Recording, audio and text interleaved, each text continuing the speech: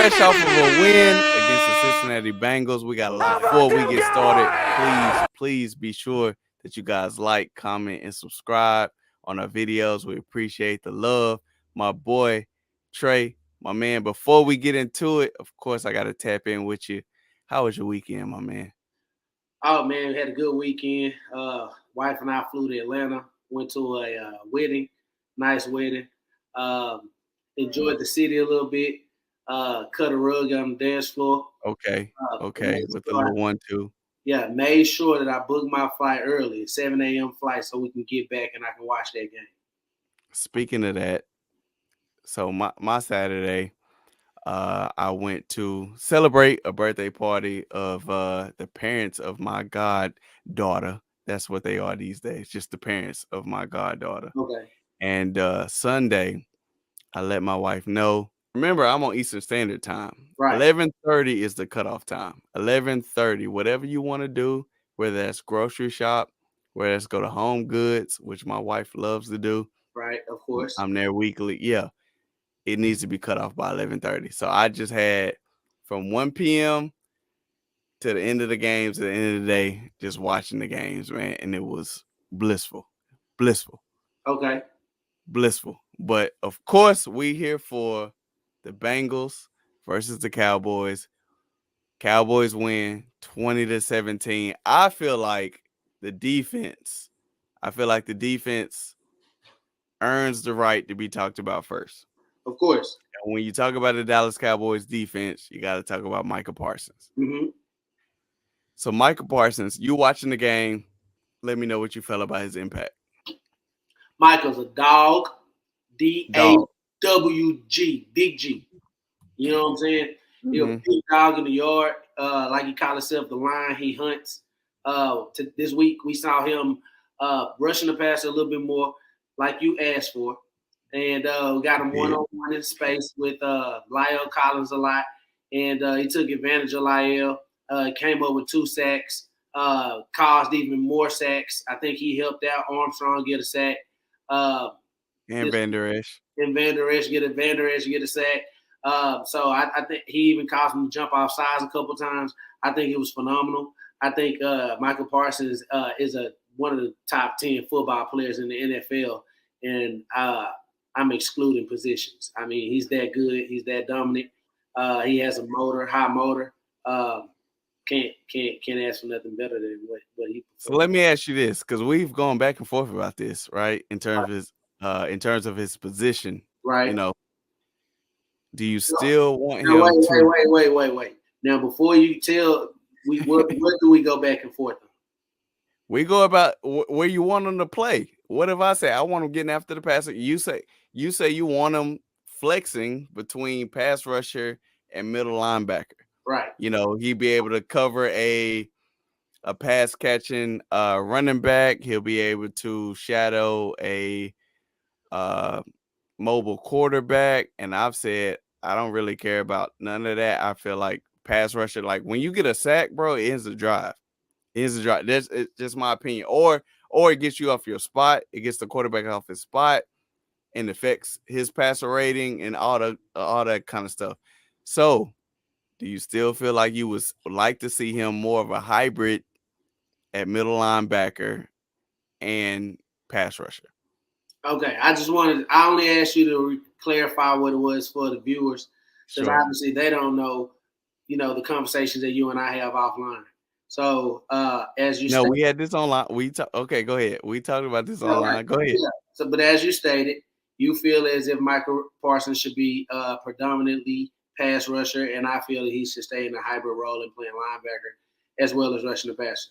And I still believe that he should stay in a hybrid role and rush the passer. And the reason being is because you don't take an athlete and limit him.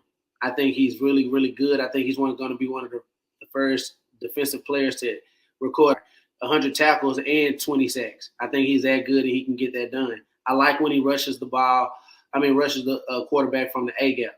I like when he stands over the center and he rushes. That's not necessarily rushing from the edge, as you state. I like blitzes. I like dropping him back in coverage. I've seen him actually play cornerback before. So Michael Parsons is is a very good player, dominant player. And when saying that, I would like at least 50% of his reps on defense to be rushing the passer because he's that dominant. If he's only rushing the passer 50% of the time, in my opinion, you wasting his talent. That's just my opinion. Like, yo, all that dropping back, you're doing the offense a favor by dropping Michael Parsons back in coverage. Just cover your tight end, cover your back, yada yada yada. Bro, if the quarterback can't breathe after 1.79 seconds, that's an issue. And that's what he does when he's coming after you. I don't care about the back. I don't care about your tight end going up the seam. Yo, if he's getting hit or got to worry about, did you hear Joe Burrow? He got mic'd up. He got mic'd up, and he told his coach when they was later in the fourth quarter. He told his coach, no more empty sets. No more empty sets, because I got this dude 11 coming after me. Right. He gonna be here like that. Yo, Right. That's doing you a favor if he dropping back in coverage. That's just my opinion. No, I want Micah. I'm not disagreeing with you. You're absolutely right. I just think that he's just so talented. You don't want to put him in a box. You want to let him do everything that he does well. And I think that if we get better, more consistent play from Anthony Barr, at linebacker, and you can feel comfortable taking Michael and rushing the passer. Luka. I was about to say Luka. I'm sorry. Luka might get out there and do something. That's how talented he is. He just come in for Cooper Rush and help us win. But no, Michael Parsons is an athlete, bro. No disagreeing. Like I said, I think he's a top 10 player in the NFL. I agree. I think he closer to 1 than 10. That can be argued. We still have to see him put together this full season. That's a fact. See how he stay away from injury. See how many sacks he can rack up. At the end of the day, he had 4 sacks in two games. That puts him 17 games. That puts him on pace for 34 sacks this season. So yeah, which is great. I just think if you have him there at least 90% of the time rushing the passer, I think he breaks the single season sack record. I just don't want him dropping back. I don't care. The one thing we agree on is that Michael Parsons should rush the passer. We both but we don't agree on how much. We don't. Yes. I like him rushing the passer, bro. You said 50%. That's not even close to enough for me. Like, you don't take Deebo Samuel and don't give him you don't hand the ball off to him. You don't rush the ball with him. You don't just put him at receiver and waste his running talent. Like you let him. That's different. That's different. Same thing. If you can it's not. What's different? First of all, it's offensive defense, and I'm saying I just feel like Deebo Samuel's still trying to score a touchdown. That offensively, he's still trying to score a touchdown. Whether it's off, Michael Parsons still trying to tackle the person. I want to sack the quarterback. That ends drives. I don't care about you breaking up a pass up the seam with your tight end because you athletic. I don't care about that when it's third down. Yeah, but I want you going after the quarterback, rushing the quarterback on third down. I don't want you going up the seam with the tight end. I would like to see him rush the pass on third down. You said 50% though. I think it need to be 90-10. 90-10. All right. 90-10. We did disagree on that. But at the end of the day, if he did rush the passer 90% of the time and our defense, I would be fine with that too, as long as he's making plays. But he's going to make plays no matter what he does because he's that good. That's a fact. I've seen him off the ball and make a ton of plays. I still remember last year when he played the Minnesota Vikings and he was kind of like off the ball. He was tackling everybody behind the line of scrimmage, the running backs, anytime Kirk Cousins was trying to dump the ball off. That's great. Like, that's amazing. You know what I'm saying? But sacking a quarterback, because that can turn into a turnover too. But he can do both. He can do both. No, I want one. Just like in the Giants game where he met a guy at the goal line, stopped him right there before progress ends, one-on-one, making the play in the backfield, or at the line of scrimmage. I just think there's a reason why pass rushers make more money than off-the-ball linebackers. There's a reason. And then we talking about him getting paid. That's a whole different conversation. But I'm saying the positional value is there's a reason why pass rushers get paid more than off-ball linebackers. I get what you're saying. You're saying because he rushes the passer, that's more valuable to a team, and that's why he should be doing it. Is. I can't refute. That's why people was low key a little down on the Michael Parsons pick in general, because they didn't know he could rush the passer like that. So there was like off ball linebacker at 11 or wherever we picked him. You know what I'm saying? I don't know the exact number, but there was like off ball linebacker. It's just more important to be able to rush the passer. You know, especially with this passing league. You see what's going on in this league, bro. In fantasy football, we big in fantasy. These quarterbacks, receivers go crazy. You know what I'm saying? So you got to be able to. But hey, Michael Parsons, hey man, well on his way, second year in the league, well on his way to cement himself as one of the best defensive players, if not just one of the best players in the league. And then his counterpart, you know, they got this little 7-Eleven connection. Right. My man Trayvon Mm-hmm. had his matchup with Jamar Chase. Jamar Chase had a little thing to say in his Jamar. interview. Who is Jamar? Jamar Chase. My bad. Jamar. Jamar Chase. Who's Jamar Chase. Jamar Chase? Jamar Chase. Jamar Chase had a little thing to say leading up to his matchup with Trayvon Diggs. Let's listen in to him. Have you played against Diggs? Yeah, I have. College. What you know? I'm sorry about his lazy. He's an athlete. No, he's an athlete. Great ball. He got great ball skills in the air. He's super fast. He's not too much on technique sound though. You know what I'm saying? He's a little hit or miss. You know what I'm saying? Like he's either all the way on, or he's like not on at all. So, but he's definitely a great athlete. You shouldn't have been talking shit. You shouldn't have been talking. You shouldn't have been talking shit. Jamar Chase. Hey, and we spoke offline, and this has nothing to do with like my thought process with his ability. I said it's probably like 5 dudes who just in a different tier of receiver. Who did I say? Cooper Kupp, Mm-hmm. Jamar Chase, Mm-hmm. Justin Jefferson, Mm-hmm. Devontae Adams, Mm-hmm. and I got to throw Stephon Diggs in there. He going crazy. You know, Right. like, that dude was disgusting. You recently added him, and he. I did. Yo, he different. He is different. You know what I'm saying? But Jamar in that class. So You said Jamar. Jamar is in that class. whatever. Jamar, whatever his mama call him, whatever she call him. You know, offline, we didn't get to do a preview. We didn't get to do a preview discussion about this. But going into the game, I definitely was like, yo, if we can hold him to 100 yards and keep him out the end zone, I'm happy. Mm-hmm. Like I do feel like he one of them guys, like he gonna get his, you know, week in and week out.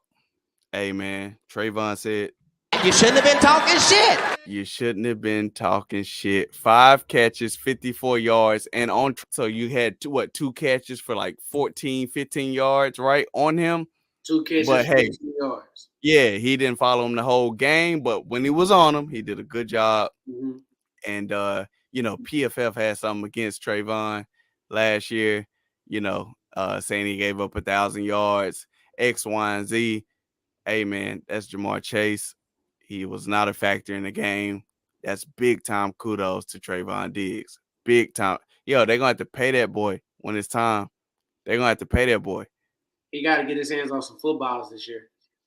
I mean, sure, bro. He spoiled you. He spoiled us last year. He spoiled us. I'm not expecting him to go catch.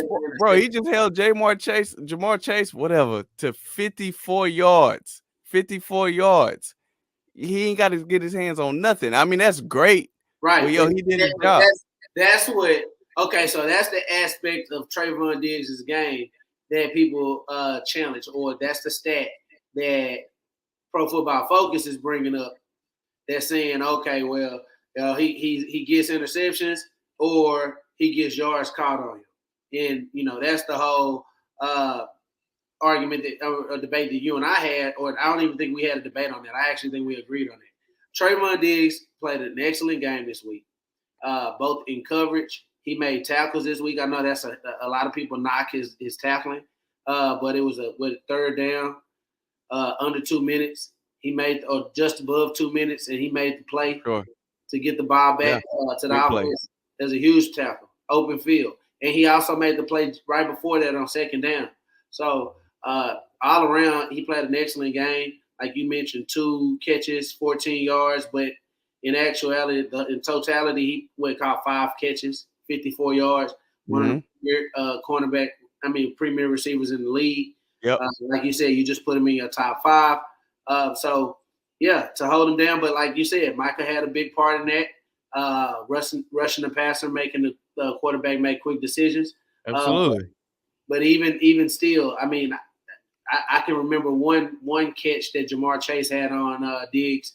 It was a big third down actually, and Trayvon Diggs was right there contesting the catch. I mean that's I mean he dove. I mean he made it difficult just to even get that 4 or 5 yards that they needed on that third down. So Trayvon Diggs, his star is up to me. I do think that he should get paid. He plays in the lead position, and I don't care how many yards you give up. I care how many touchdowns you give up. Like who cares if you give up 1,000 yards if you only gave up 2 touchdowns in 16 games? Oh yeah, and 11 interceptions. That's a great season to me. Absolutely. I don't care what you do between the 20s. I just care if you get in the end zone. So don't let them see pay dirt. Play defense. I mean, I kind of care what you do between the 20s a little bit. I care. You say you care about what? I do care a little bit about what you do between the 20s. You can't just be, But you see what he's doing between the 20s. Yeah, that's what I'm saying. He not just giving up nothing. So but I do care about what you do. But his performance against Jamar Chase ain't the first time that I seen him strap a receiver. Yeah, no, it's not. He's done that, and it's not like this is not like what Trayvon did this week was like. Like brand new. Like yes, yeah. Like that's the media, that's Pro Football Focus telling you. Or not telling you specifically, but telling us as the public that he's volatile in pass defense, and that's the exact thing that Jamar Chase said in the interview. That was he says technique is on and off. He's all the way on, all the way off. Yes, he was all the way on this weekend. I guess he was. He was all the way on. So the thing with Trayvon's stigma last year, they made it sound like either he getting 2 or 3 picks, but he giving up a whole bunch of yards, and he's saying, "Nah, I can actually just not give up a whole bunch of yards." And the picks will come. I really do. I do think they'll come. You can't forecast 11 picks in the season. Like it's 2 games to the season. If he gets 7, that's a Pro Bowl season. That's an elite. You're right. Yeah, so that's a really good season. I don't think he needs to go get 7 to 11 of those. I think he needs to get his hand on about 4 or 5 of them this year. Yeah, that'd be great. So if he can get the yardage down and get the 4 or 5, like you're saying, I think it cements him and changes people's mind. But I think he's probably gonna catch about 8. To be honest with you, I think he will. That just says a lot what you think about him. Well, yeah, that's a lot. That's a lot. I'm high on him. I've always been the Trayvon Diggs guy. I think the only thing that Trayvon, I think he's always in position. I think the only thing that gets him is he gambles a lot, and he's not as fast. I mean, in that clip, he just called him super fast. He said super fast, but it don't really feel that way. But Mike Parsons did beat him in a race. Let me quit hating on Diggs because I do remember an interception where he played the trail roll. Catch up speed. He came up and grabbed it. Yeah. Hey man, I was super. So let me spin it back. What we're gonna do on this SportzAttic channel is hold ourselves accountable, and I'll be the first one to say, if we had a preview of this game video, I'm telling you, I wouldn't have picked the Cowboys. There's no way I would have saw us winning against the Bengals with Cooper Rush at quarterback and what I just saw against Tampa Bay. There's no way. There's no way. So they went out and shut me up, eat my crow. I'll take it. Hey, I'm telling you, if I'm wrong, I promise you I love to be wrong about the Cowboys. Y'all got to understand, we still are fans at the end of the day. I want to see them win, but we are going to call it how we see it. There's no way I thought we were going to beat the Cincinnati Bengals. Man, boom. Man, I wish we had a sound on our sound bar to just call you, like, something to let people know that you were a Duts. That was what? A Duts. Is that the word? Did you think we was gonna beat them? I 100% picked the Cowboys to win this game. Bruh. I have proof. You did, bro. I got proof. I texted you. What proof you got? I'll show you my ticket from this Sunday. And we need I'm gonna upload a cap button on this Yeah. soundboard. That's crazy. In Jesus' name, no more cap. In Jesus' name, no more cap. Now, So you thought we was gonna beat the Bengals? I did. You did the preseason predictions, sure, but you thought we was gonna have Dak when you said that. So Right. with Cooper Rush, you thought we was gonna beat the Bengals. Yes. Bruh. You want me to tell you why? Okay, go ahead, bro. Do your thing. You really disrespecting me because you acting like a man. Do your you acting thing. like a pepping and you ain't asking That's for me. crazy. That's for crazy. my- That boy left me on the island all by myself. That's crazy. Yeah. As sports said, Yeah. we gonna hold people accountable when they're wrong, and Yeah. we gotta do that. And you wrong, and we gonna hold you accountable. It's on you.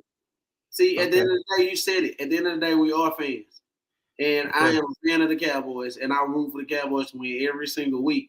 And that doesn't mean that I'm not objective, but I really No. I told you it was on. Hold on, you hear that? 1 and 1 is 3. Yeah, you on that Jerry train. You do be on that. Okay. one plus 1 equals 3. 1 and 1 equal 3 this week. It did. It did. 1 plus 1 equals 3, right? And you on that train for sure. No, seriously, let me tell you why I thought that. So, my opinion on the Cowboys, and even if you look at my comments on Bleacher Report, you can go back and you can see this. It's all documented. I stated that the Cowboys can win with Dak Prescott because I felt like Dak was a 12 to 15 ranked quarterback. So I feel like we can still win with Dak as long as we're a run-heavy team and we play defense. And we continue to generate sacks and turnovers on defense. I feel like we can win. And I feel like in game 1 against the Buccaneers when Dak was playing, that we went away from the run game. I feel like the game was close, and that was a very winnable game, much of that game. But for some reason, Kellen Moore decided to go away from the run and start leaning on Dak more. And Dak became more inaccurate, missed a lot of receivers, and gave a poor performance. And ultimately, the Cowboys lost, even though our defense didn't even give up 20 points.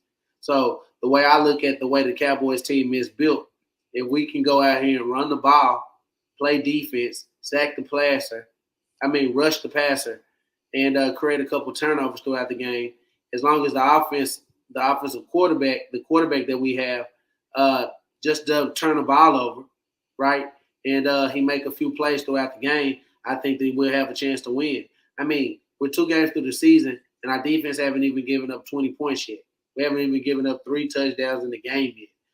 So as long as the defense can continue to do that, and our offense can some kind of way be creative enough, to give us 21 points or give us 3 touchdowns, we should win. And I felt like that was going to happen against the Bengals, and that's what happened. So I will say I'd like to see us implement more of the game plan that we had with Cooper Rush with Dak Prescott. Exactly. Because I feel like when we have Dak in there, they feel like we can go, empty set, like let Dak win the game. Bro, I think he's in his best element when he's in the game plan like we have for Cooper Rush. Right. Now, I'm going to let you slide with this whole Cowboys win prediction thing since we didn't do a preview of the game episode. I'm going to let you ride. That's fine. Nah. We're gonna prove it. We're gonna prove it. Don't you just sit tight.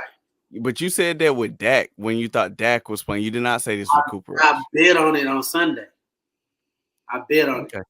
We're gonna transition. That's a great segue to the offensive side of the ball of the Cowboys because they did exactly enough what they needed to do to get the 20-17 win. And Cooper Rush, man, how'd you feel about Cooper's play, his expectations? How you feel like he did? I feel like Cooper Rush did.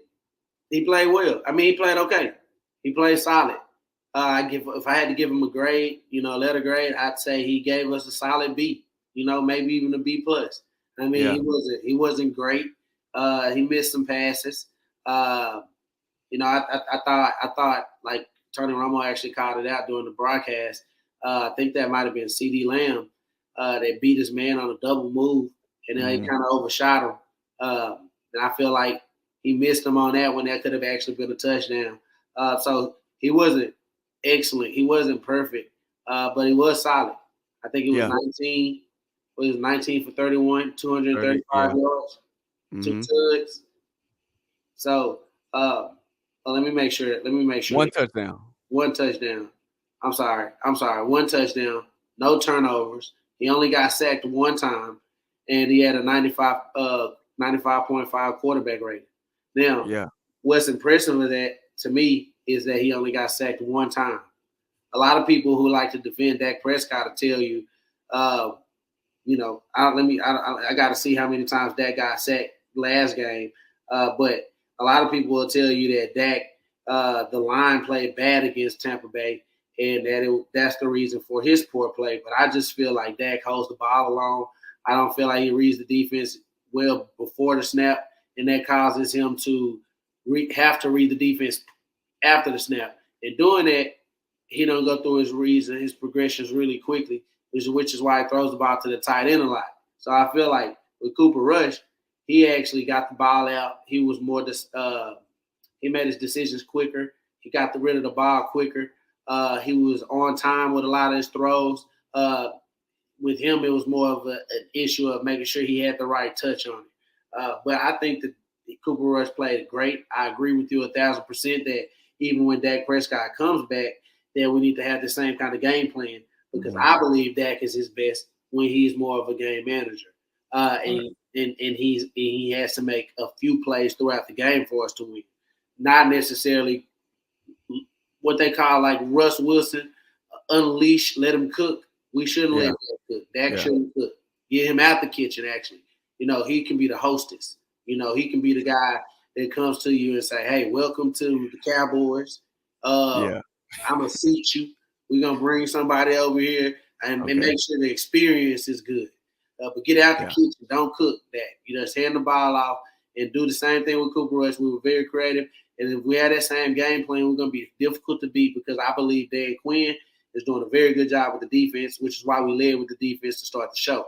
So I think the Cowboys are in good hands as long as we keep that same game plan.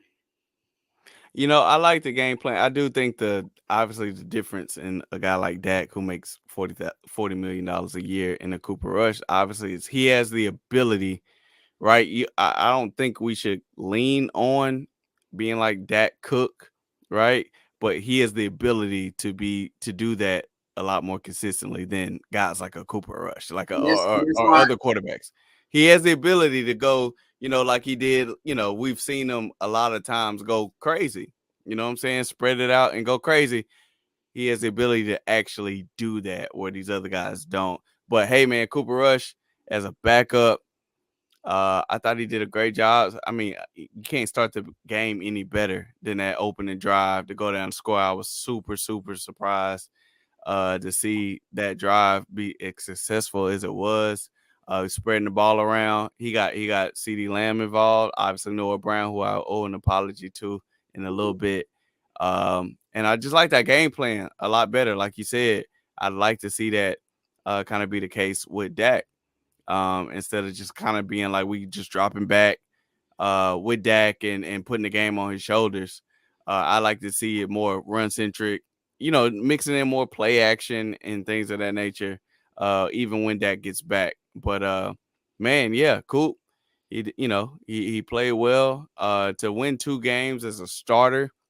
As a backup, you see that make you a lot of money, man. It's dudes who've done less and still got backup jobs making hundreds of thousands, if not millions a year. That dude Chase Daniels is making a killing for the last decade, and I ain't seen him. I really have not seen Chase Daniels in I can't remember last time I seen him and making a killing. I don't think he's not done as much as Cooper Rush.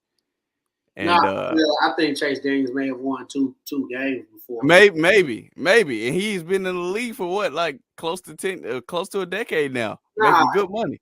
But you're right. I mean, could he be the next Tom Brady? No. Could he be the next Dak Prescott? No. He's just Cooper Rush. He's just Cooper Rush. All right.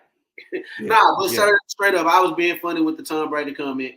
And, a lot of people are going to hold us accountable. What about the Dak comment? What about the Dak comment? You weren't being funny with that?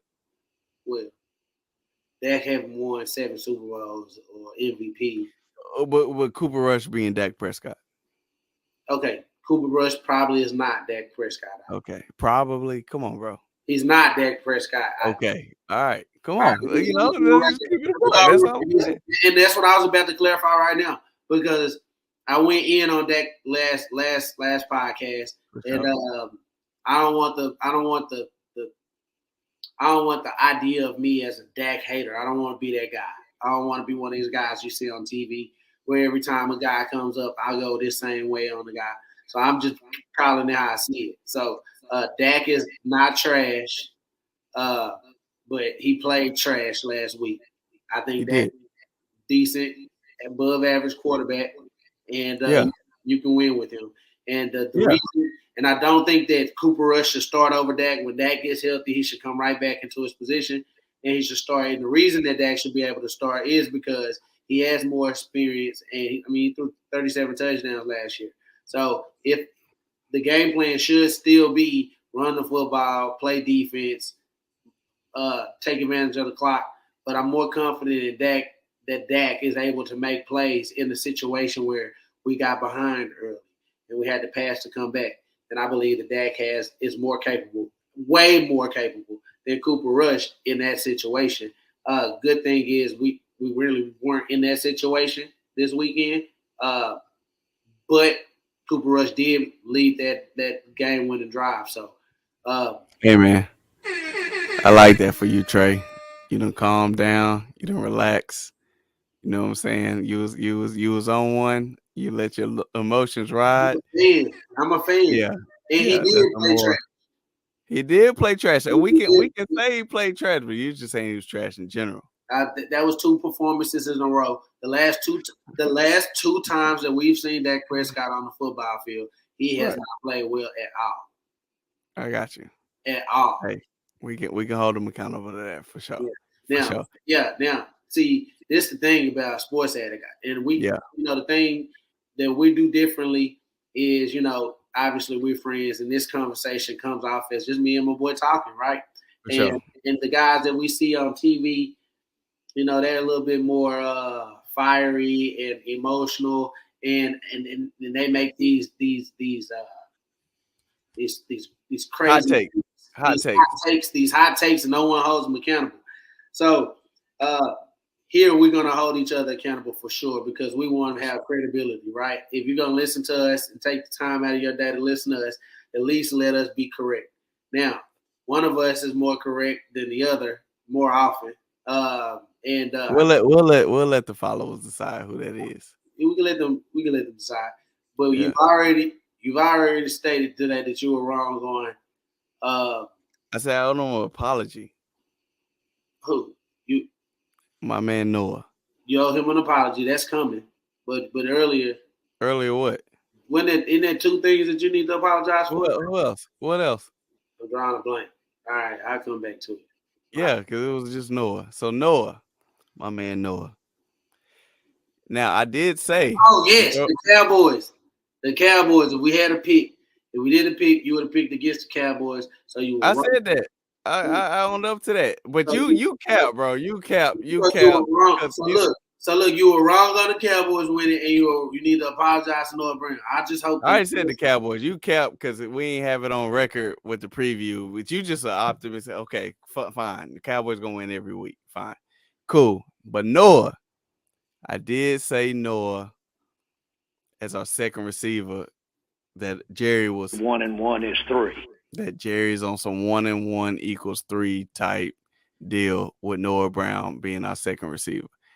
And Noah has done nothing but show up these past 2 games. And for that, Noah, hey man, I hope you prove me wrong every week. I really hope you prove me wrong every week. He did his thing. I don't have the stats in front of me. I think he had like 5 catches, 91 yards or so, and a touchdown.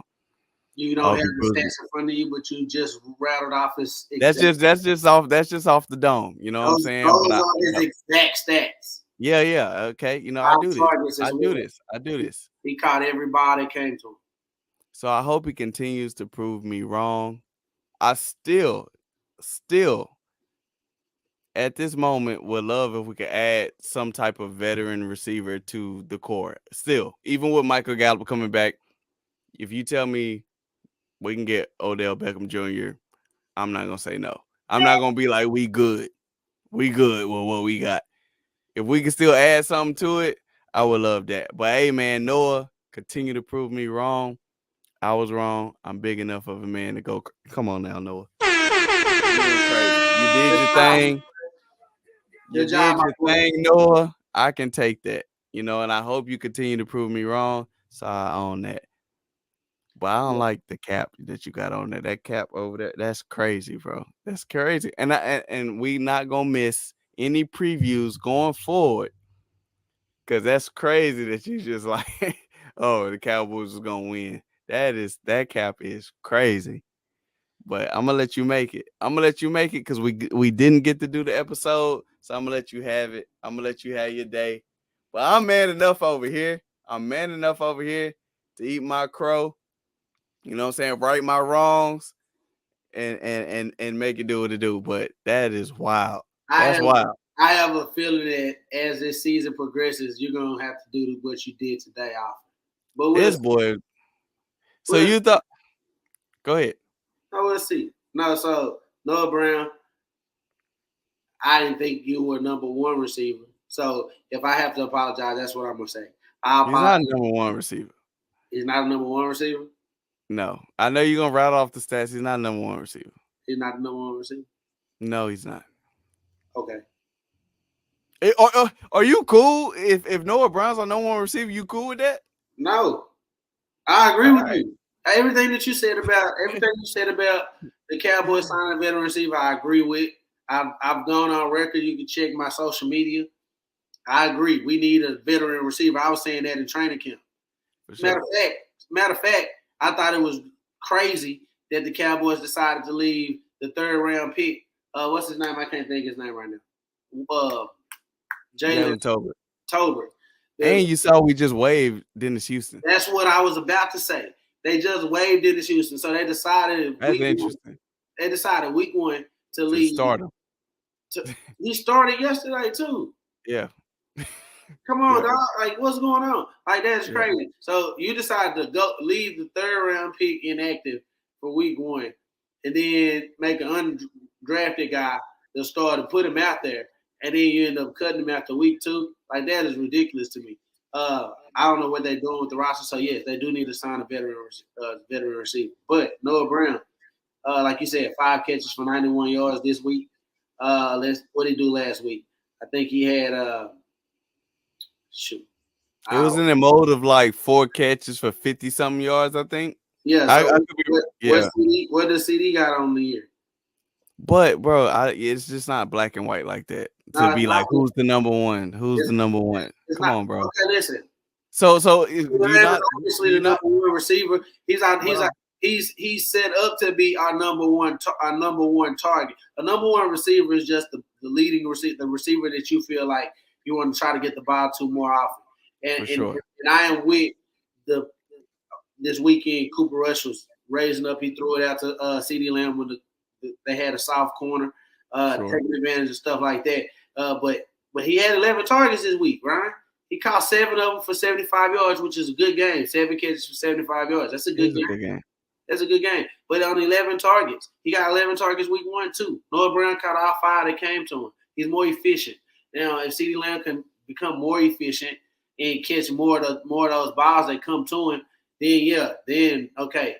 And I'm not saying that Noah Brown is better than CeeDee Lamb, but he's outperforming him as the season is progressing. He has 159 yards on the season compared to 104 from CD. Yeah, of course I will want CD continue to develop, continue to beat double teams, and be that guy, of course. But to just even compare him, I mean, one guy is drawing the best corner in double teams, which is fine. Like, right, every top receiver is drawing that, but like it's just different scenarios. It's like we talk about basketball all the time. When you that guy, it's different expectations. And yes, so I'm gonna hold you to a high standard. But to even compare, like, Noah is doing his thing. We can acknowledge Noah doing his thing without like trying to bring down CD. You know what I'm saying? He had a good game. I think he had a good game. CD. I'm not bringing down. You basically saying Noah was number one receiver. I'm saying Noah. I'm saying Noah is playing better than CeeDee Lamb right now. That's what I'm saying. But he's a number 2 receiver. He's playing well at the number 2 receiver than bro. It's different expectations. That's like talking about damn. He's playing well in a role that CD He's playing Lamb. well at number 2, but that don't mean he playing like. I don't think that mean he better or playing better than CD. I don't. He's number 1. The number 1 receiver has a completely different responsibilities and duties than a number 2. So like it's just easier to be a number 2. Like there's a reason there's a difference between Batman and Robin. CD Lamb was really good at being a number 2. He was right, exactly. He was really good at. It's easier to be really good at number 2, and Amari carried that burden of being number 1, so it was more critical when he disappeared. X, Y, and Z. It was easier being number 2. It's the same thing. It's the same thing. Touche. Yeah, now he feeling that role and feel the expectations of what it takes to be that, and it ain't as easy as being number 2. That's all I'm saying. All right, so we spoke about this offline and last podcast about the distribution between Zeke and Tony Pollard, and this week more trending towards the positive. What we were talking about, right? It don't have to be the trick plays to get Tony Pollard the ball. You can just use him as a normal back, right? By still getting him in space, though. So, right, you saw the pitch play. Mm-hmm. He hit the sideline, nearly scored, and I was glad that what they did the next play, and they lined him up in the I formation, gave him an opportunity to score the touchdown because he did majority of the work to get him there. And they gave him, they rewarded him, giving them that touchdown, and I was happy to see that. But I like to see the mix that they had. We could pull up the stats. I think he came close to about 100 yards total and a touchdown. It was 9 for 43 with a touchdown, and he had 4 catches for 55 yards. Really nice balance. I really like the way they used them. Again, it wasn't that trick gadget type deal. They just put him gave him the opportunity to have the ball in his hands in space and just lined him up sometimes in shotgun and gave him the rock. And he had some really explosive runs. Now, the thing that people, because it's real easy to be like, you see some of the runs, you be like, yo, Tony should just start over Zeke. You know what I'm saying? But I'm not in that mode. I think Zeke really does some things that Tony can't do, and a lot of backs can't do. Primarily the tough runs, right? 3 yards falling forward, 5 yards falling forward, protecting the quarterback, which is big. Man, when a defense dials up a blitz and they come with a linebacker or a corner and they don't get home because the running back picks them up, that really opens up big plays. And that's something that Zeke can do that Tony cannot do. And that's really important to know that. You know what I'm saying? But there's also things that Tony can do that Zeke can't do, right? Mm-hmm. That pitch to the outside where he almost cribbed it, inches away from cribbing it, that's probably an 8-yard run for Zeke. Right. You know what I'm saying? So I think we were actually ran that same play for Zeke. Yeah. And he turned it into, I think it was 11 or 12-yard game. It was a good run. It was a good run, right? It's a good run, but it's not taking it to the crib. Take it to the crib. It's not taking it to the crib. So I think they both do things that the other can't do, and that's just all about complimenting each other. So I really like the balance I want it to be. I like the distribution that they had of giving Tony his opportunities and also let Zeke have an effect on the game, because a play that's not going to show up in the stat sheet where Zeke picks up a blitz or gets that crucial first down that may not seem like a huge deal, it's really pivotal to us winning a ball game. So I don't think Tony should start over Zeke and get, sit Zeke down, give him 5 carries, none of that. I think we just need to be closer to making sure both of them are a part of the game plan. So I really like the mix. What do you think about the Zeke Tony Pollard distribution? It's literally the same concept that we just described as far as the receivers go. It's literally the same thing. Zeke is our number 1 running back, and it's a little bit different, more responsibility that he bears than Tony Pollard. It's obvious that Tony Pollard is more explosive, elusive than Zeke is. Zeke no longer jumps over defenders like he did when he was young. Yeah. He's no longer taking a screen past 75 yards for a touchdown.